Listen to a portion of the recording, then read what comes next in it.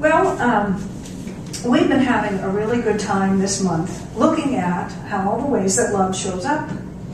And of course, every week I make a promise about what I'm going to tell you, and then something happens, something changes. I remember my favorite little piece from Garrison Keillor's Prairie Home Companion is this admonition that you ought to avoid the pastor in a small town around Wednesday, because something, maybe an exchange in the grocery store or the post office could end up being fodder for that weekend's talk. Luckily, I was busy talking to myself, so everybody's off the hook. And had some wonderfully funny experiences about looking in the mirror. So last week I was prepared to see how much fun we could have looking at the standard issue, the world is your mirror, whatever you see in your brother or sister, it's in you too. And I'm really surprised that you all showed up if you thought that's what we were going to do, because that's sort of like feet to the fire and so on. Anyway, it turned out to be something different, and it was so much fun. First of all, I was thinking about the classic fairy tale queen who says, "Mirror, mirror on the wall," and there's so many different versions of this, "who's the fairest of them all?" And the mirror always says, "Why, you, my queen," right? This is in the story of Snow White. And some other rendition of it, she has, in the Grimm's fairy tales, she has a hand mirror. And she says, "Mirror, mirror in my hand, who's the fairest in the land?" And the mirror still says, "Why, you, my queen," until she is actually the second wife of this king who gave birth to Snow White. And when Snow White turned 7 years old, the insecure stepmom queen looked in her mirror saying, "Okay, now I need this answer. I need you to tell me I'm the fairest of the land or I'm going to have a bad day." And the mirror said, of course it rhymed, but the mirror said, "Well, you used to be the fairest in the land. But now that Snow White is 7 years old, she's fairer than everybody else put together." And the queen gets really upset. And she says, "Well, that's it. I'm out to get Snow White. I've got to do away with Snow White because I'm no longer the most beautiful."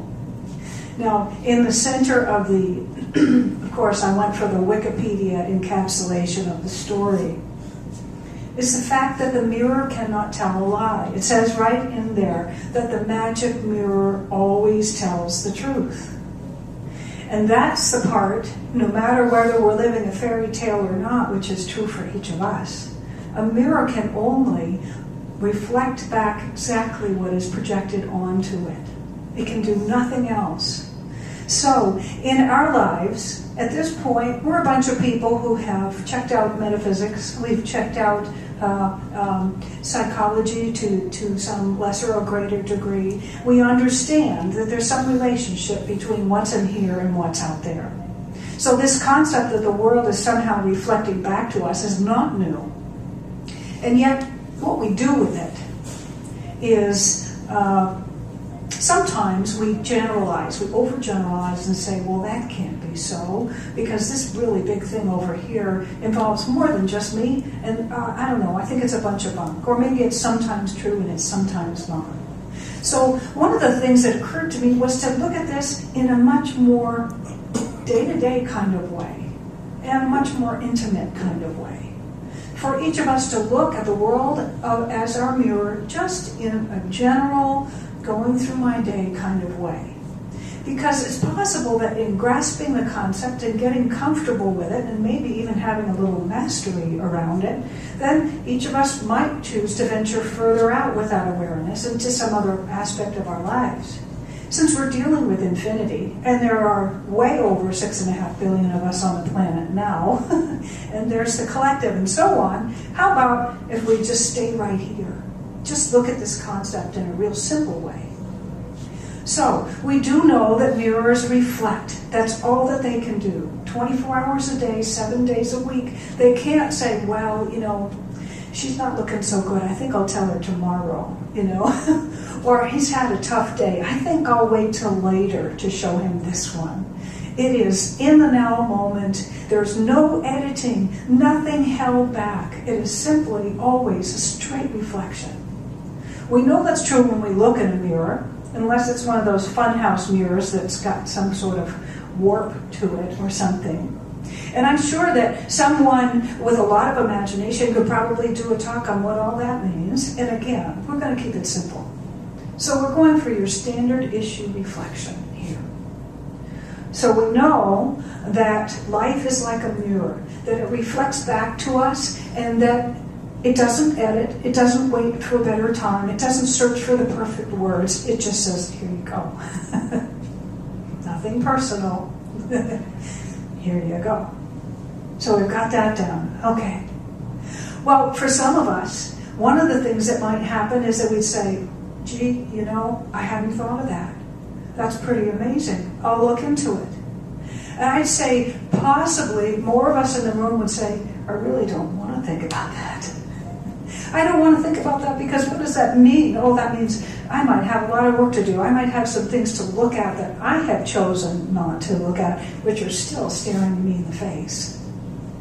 The thing about reflections, the thing about the mirror aspect of life, which means people, places, things, circumstances, every aspect of our lives, is that this reflection is here telling us the truth about some aspect of ourselves for our benefit, for our ease, for our joy, for our well-being, because the more that we're aligned with the truth of who we are, and the less time and energy that we spend resisting it, the more we can experience health and well-being and joy and ease. Can you imagine how much energy would be recaptured from resistance or from taking the most crooked path possible? Lots. Could start traveling more often in a straight line. We could start traveling more often with less effort. A whole different way of being is available, actually, if we're willing to go ahead and embrace, even seek out the information that this reflective quality of life is offering us.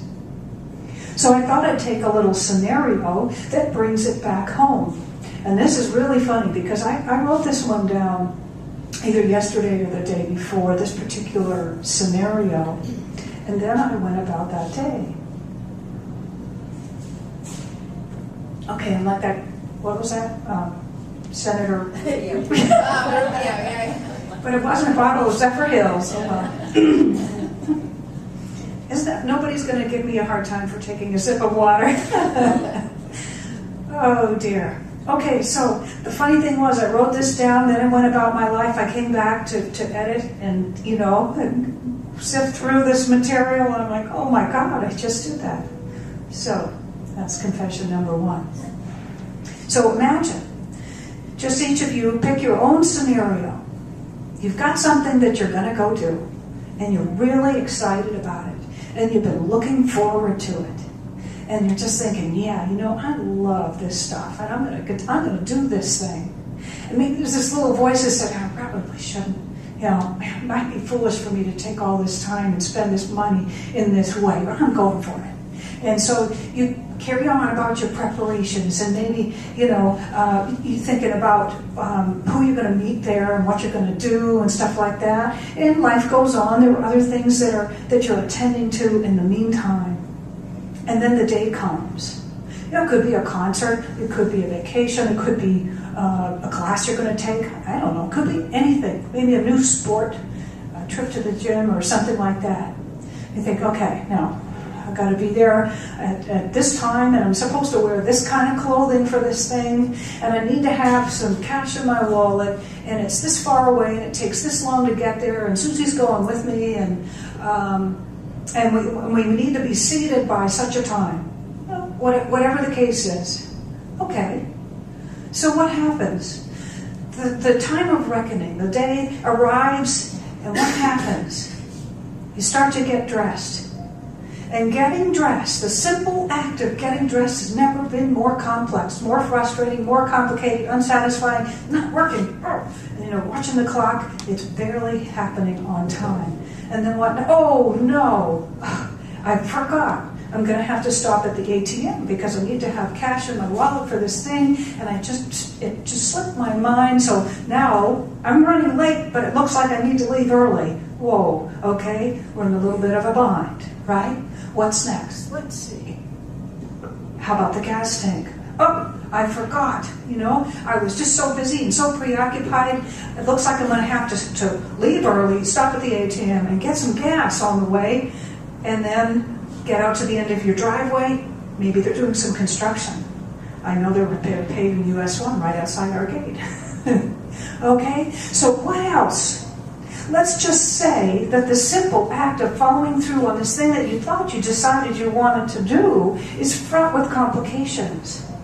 There's a moment to stop and freeze frame and think, okay, now what just went through my mind? You might find that there's this little voice that said, I knew it would be like that. This little voice that said, I told you so. What if there's part of you that actually knew all along it was going to be this way? If you look and freeze frame at every part of that getting ready to go, there are reflections there.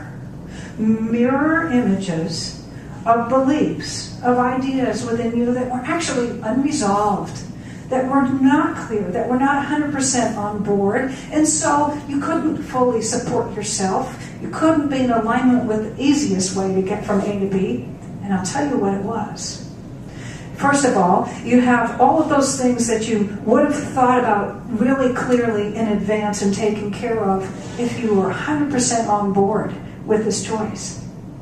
But what it was this little voice, and it might have been your grandmother's voice, or your uncle's voice, or your brother's voice, or somebody's from some other part of life saying, you can't do that. You don't have enough time. You can't use your funds that way, or whatever the case may be. There was some doubt. But rather than stopping to recognize it, that first reflection said, wait, no, I really love this thing. I'm going for it, and I'm excited. You just blew by it. So life continues to try to get our attention. Oh, that little piece of doubt made getting dressed difficult. That little piece of doubt got in the way of the, I'm so excited. I'm already packed. I've got my outfit on the spare bed. I've got all the cash I need. I've got gas in the car. I'm so psyched. I already checked how long the trip's going to be, and I picked my favorite route, and Susie's going to stand on the curb, and we're going to be there early. It's going to be awesome. When you're sure about something, that's how it goes, right? But if you're not, that little piece that we think that we can just skate right by and not deal with will trip us up. Now, those are all actually little aspects of life reflecting back to us something that we have the opportunity to pay attention to and to heal. Why? Not so that we can get a good grade or anyone's approval, not so that we can be better planners, but so we can have more fun. That's all. So if you stop and think about every time you've been 100% on board with something that you're doing, you'll find you didn't have those obstructions. But if you start to experience obstructions in your path on any given day, pause and say, gee, what part of myself is not supporting me in this? I'll tell you what I did. I decided, we moved back across the country for the second time, and we're kind of like gypsies. We have 2 SUVs, and we can strap everything we own on the top or stuff it on the inside, and we're very adventurous, pioneering types who have a little less to invest in this moment because we're making a new beginning. And I'm thinking, I really miss going to the gym. Now that we live in one place, I really want to go to the gym. Damn it. Right. So I found this neat place that gives halftime memberships to locals. So, all right, so I've already made it more reasonable considering that I'm in the process of a new beginning, a career shift and all of that jazz. And there are 3 days a week when I get to go there. And what's been happening is that little voice that said, you can't do that. Not now, you can't do that. This isn't a good time for that. Is duking it out with the one who says, yes, I can. And rather than resolving that, what I experienced yesterday, after I wrote that whole thing and went on my merry way, was that life crept in. And suddenly the time that I'd set aside to do this thing, to spend an hour there, right, was gone. So I thought, I can still do it. So I packed my outfit to go to this formal affair later yesterday afternoon. I packed my gym clothes. I grabbed my bottle of water. I didn't get stopped for speeding. I didn't hurt anyone on my way there, but I almost hurt myself. Because I tried to do a whole workout in like 30 minutes, including the showering and dressing part. That was no fun. It's just a perfect example of, if you get to the point where you just, beat the fun out of it, stop. Stop and look in the mirror. So I had such a good laugh because what I realized was all you need to do is stop. You are so loved. There's this wonderful, friendly place nearby that fits your budget this time in your life. And the people in your life love you enough to let you go somewhere and do something that makes you happy and well. And there's enough time in every day for all of those kinds of choices. So stop and make a new choice that's 100% on board and watch how easily everything falls into place. So, like I said, before yesterday or the day before, I was thinking that we were going to have one of those, we'll try to make it light, but it's going to be this heavy talk about not pointing the finger at other people because there's something within you. There's a truth there to be revealed. And that's also true, by the way. But the simplest way is to begin to look at our daily lives and see how many reflections we're being given all the time. They're not to catch us up and say, oh, look what you've done. They're to catch us up and say, you know what?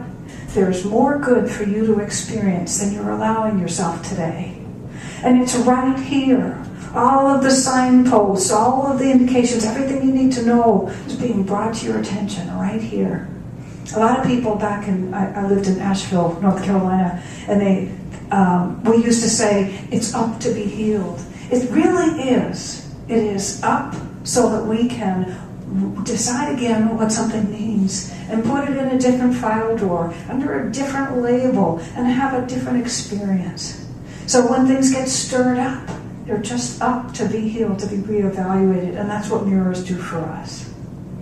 Anyway, I would like to just invite each of you to take this with you into whatever it is you're working on. It could be something having to do with education, career, geographical change. It could be a hobby, whatever it is. And just see if you can recognize how many times life is giving back to you the perfect information to make your trip straight and true and to make it effortless rather than effortful.